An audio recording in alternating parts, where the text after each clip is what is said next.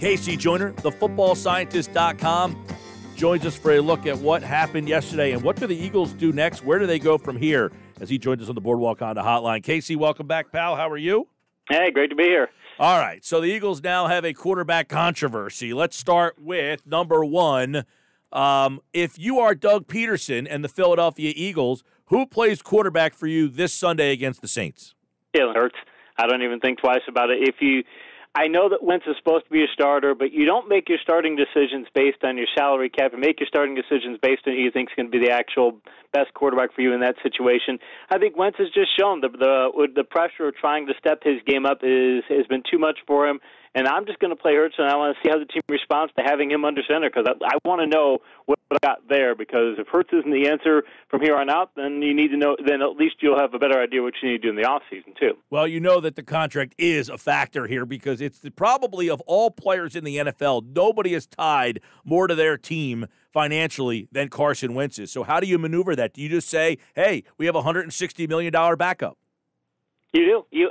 Honestly, you hear teams say this, and the best teams actually live this, where they'll say, it doesn't matter where you were drafted, it doesn't matter how we acquired you, it doesn't matter where you came into the team at, we're going to play the best player. And I know there are some considerations and such to where if somebody, there might be players where you say, hey, maybe you're not playing quite as well, but your ceiling is higher. We've seen what Carson Wentz's ceiling is this year, and maybe he just, I'll say this, though, that go back through NFL history and you can go through Hall of Fame quarterbacks. And if you look at how many of them were benched, were second-teamers, had success on their second team, had some sort of situation where they didn't just stay the starter and they had to go through some kind of significant situation like this, I think it says, I'm not putting Carson Wentz in the Hall of Fame, I think it says that even the most successful quarterbacks go through these types of situations. But if you're the Eagles, I think you need to make Wentz go through the situation and say, hey, you don't just have this job because of your contract. You need to play better. Maybe you need to go through actually losing your job so you'll step up. Okay, what about the notion of, hey, we benched him, he got to sit and watch? Because here the media has been saying, hey, would it help him to just sit and watch for a half? He sat and watched for a half. Do you play him against the Saints? And then if he struggles again, you say, look, we sat you, you watched, you didn't learn. Now we got to turn things over to the young guy. That's the only, that might be the only factor in consideration, I'd say, to put Wentz back out there. Because what if you put Hurts out there against the Saints defense that, if they're not the best in the league, they're top 3, top 5, and they're shutting down running games. They've got tremendous corners, tremendous safeties, and this is a very strong defense, and you might not want to put Hurts out there because of that. Having said that, you know where Wentz is, and if I could just see Wentz against that defense just completely imploding, and you might destroy the situation there. So it's a no-win situation, but you might also just say, hey, real short leash for Wentz, and say if you play badly against the Saints, we're going to put Hurts back out there. That happened with Terry Bradshaw early in his career. They shifted between him and a guy named Terry Hanratty for years. Another guy, they had another third-string quarterback as well. In '74, they switched between those quarterbacks a lot. Teams have done that in the past, and maybe you just say, Wentz, you're our starter, but you know what? The minute you start to play badly, we're just going to put Hurts out there because we don't want to see this continue. Is that a recipe for success, though, that you're just pulling quarterbacks each and every? If a guy doesn't play well, you're going back to another guy? Isn't this a bigger problem? It is a bigger problem. Again, that's a short-term solution because I can think of a number of situations. Dallas did it with Staubach and Morton back in the day. You remember the 49ers had the situation. This is not those situations because you're not dealing, I don't think, with a Hall of Fame quarterback. But I think it's a matter of maybe you just maybe it's a situational thing to say I'm going to put Hurts out there. It's not, in fact, Bobby Bowden for a while at Florida State used to run 2 quarterbacks, and he would just have 2 separate game plans and say, okay, not 2 separate game plans, but two packages within the game plans and say we're going to do this with this quarterback, and we're going to do this with this quarterback. Rather than just rotating Hurts in there for an occasional running play, maybe say, look, we're going to send him out there. We have a certain package of plays we think he runs well, and a certain package that we think Wentz runs well, and make the defense have to think about defending 2 quarterbacks. Maybe try and turn this negative situation into a positive in that way, make another team have to extend its game plan to fight what you do well. Some people have wondered, could somebody just have this drastic of a drop? When you watch Carson Wentz, did he just have a drastic drop, or is there a combination of things that are all contributing to his play? Because the numbers would suggest drastic drop. The numbers suggest drastic drop. I'm talking earlier this year, though, too, in that I think he's a quarterback who does well when he has a stable situation around him, that he has to have a certain level of stability. Certain quarterbacks, you just have to give them that type of stability, and if you give them that, they'll play very well. But if you make them have to adjust to a lot of situations, they don't adjust to those situations well. I happen to think that's Wentz's issue, is that he keeps getting, even this week, okay, he gets Ertz back. That's great, but, all right, another change, and now he's got, Greg Ward is getting the second highest target volume, and who's your top receiver? Fulgham's no longer doing it. Is Jeffries back? Is he not? What's going off the backfield? The running backs and things. Another offensive line change. I just think he's not a guy who deals well with this sort of situation. And if Hurts deals better with that, then you need to put Hurts out there. All right. When you look at what Hurts did yesterday, 41%. His completion percentage was not very good either. Made a couple of plays. What'd you see from Jalen Hurts? I spend a lot of time looking at deep passes and things, and Hurts, both Hurts and Wentz threw 3 deep passes apiece. Wentz was 1 of 3 for 41.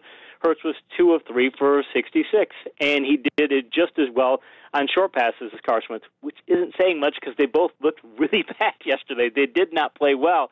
But he also gives you more of the running ability. I mean, Wentz is just, there's certain things that you're not going to be able to do with that. I'm looking at Hurts and going, he's a guy that if you wanted to run a lot of the kind of offense the Seattle runs, where you've got where zone read, but you don't really zone read. You're just doing that to give the defense a look to be able to throw passes off that. You can do that with Wentz, but the defense doesn't fear Wentz running the ball. I mean, he can be productive at it, but they're not fearing it. And I think they would fear Hurts in that way. So I think Hurts gives the offense an element of rushing ability that is more threatening to a defense and can open some windows up in the passing game.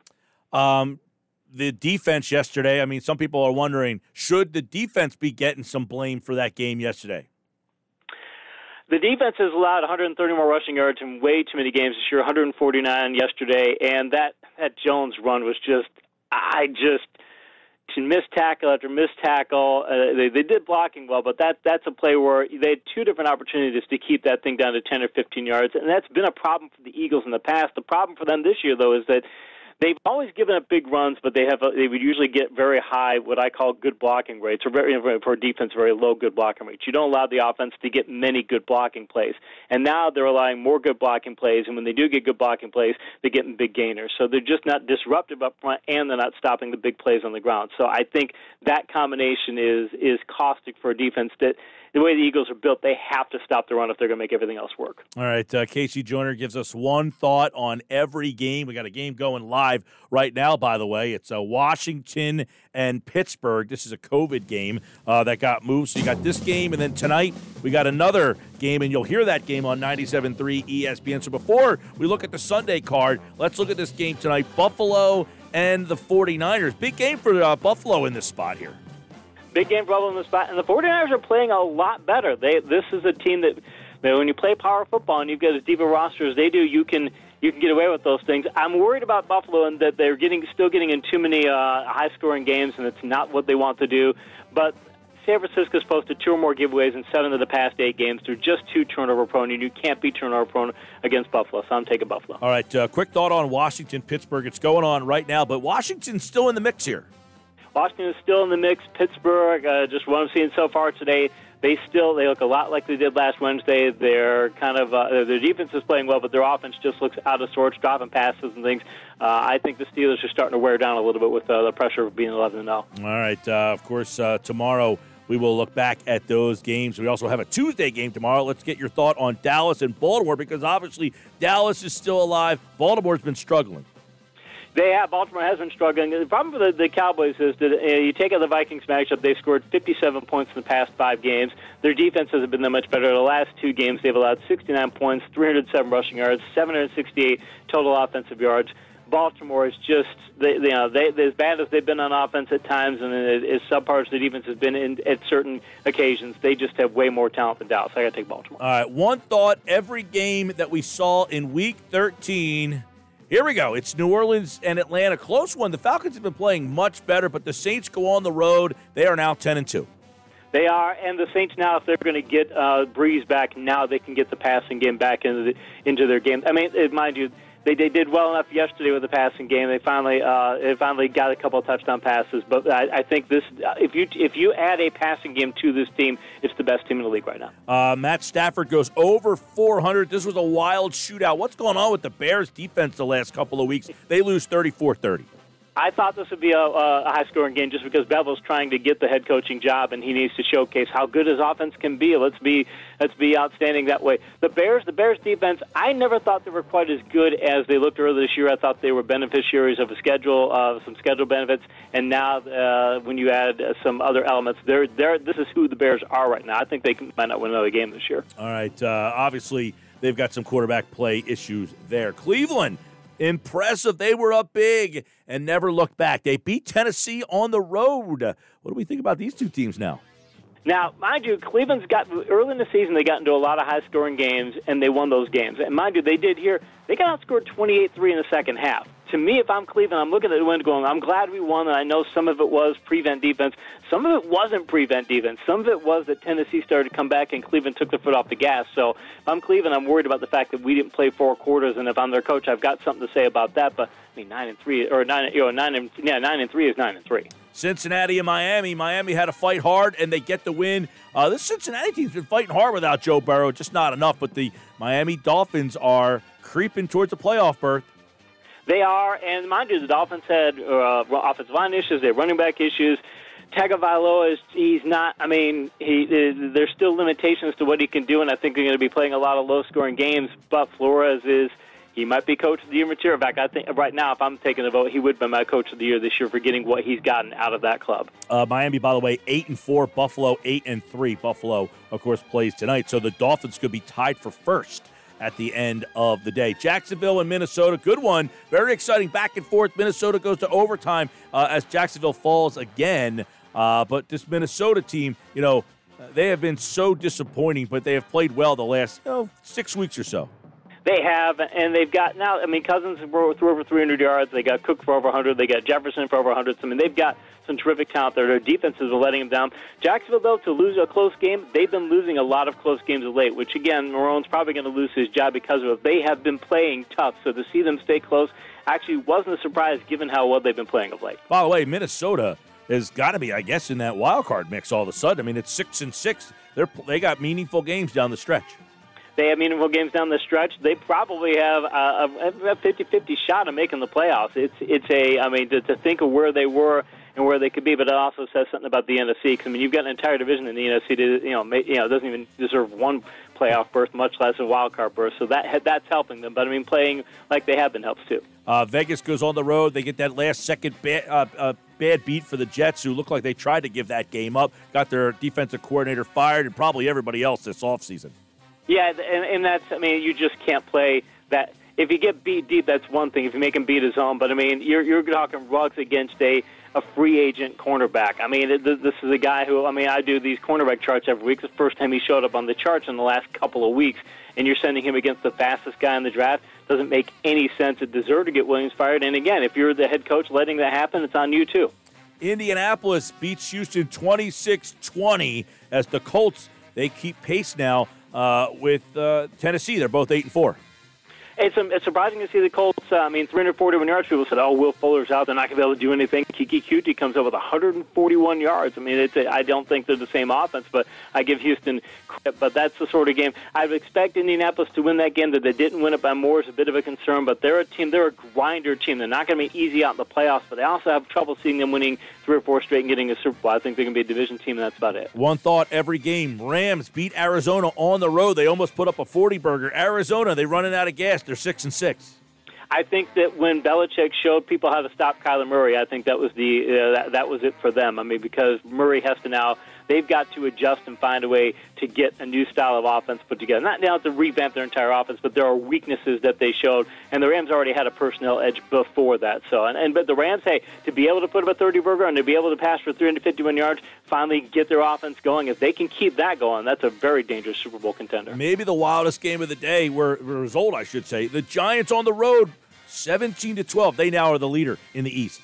They are, and it's Seattle. It's interesting for Seattle because the Giants put together a very good game plan to keep Russell Wilson in the pocket and hold that team back. But that's the thing. Seattle had that wide open, we're going to throw the ball a ton approach early on. Then they had 3 games where they had 3 turnovers, and they lost all 3. And now they went back to, we're going to do power football, and we're going to play our brand of defense. Their defense isn't quite good enough to do that, and their power football isn't quite good enough to do it. So they're in a quandary because they give credit to the Giants big time, but I think it says a lot for Seattle. They've got some weaknesses that are going to show up down the stretch. In a game that might get your coach fired, 45-0, the Patriots beat the Chargers, and now all of a sudden the Patriots are back in the playoff mix.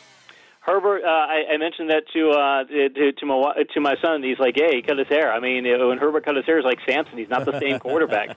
He needs to grow the hair back out. I mean, we're in COVID. Everybody's got long hair right now. Keep it that way. But I think that Herbert's also showing some weaknesses, and it's one of those things where they pushed hard on the offense for a while, and now, I think they are running out of gas. And to only allow, 69 passing yards, and you still lose the game. I mean, by this sort of points, I mean, it just shows how weak the Chargers are right now. All right, good Sunday nighter. We didn't think Denver would fight in there, but they did. Had a chance to win that game. They fall 22-16. As Kansas City, their games have not been these blowouts like everybody thinks. No, they ran the ball a lot early in the year, and then they went into Mahomes pass-happy mode for a time. And now last night, I think this might be a game, because everybody said Mahomes has never had a bad game in his career. I guess that still technically holds up, but he didn't look like a world beater last night, and I think Denver came up with a game plan to be able to slow him down, and I'll bet teams are going to be mimicking this a lot, which means that Kansas City wants to get back to Super Bowl. They need to, like they did last year, late in the year, lean on the power running game, lean on power football, and get there that way, because if they still try and go out that pass-heavy stuff, they won't return to the Super Bowl. That's one thought on every game in Week 13. Casey's back on Friday to give us a look at one thought on every Week 14 game, and he, like August, appears via the Boardwalk Honda hotline. Casey, enjoy the games today. Appreciate it, Mike.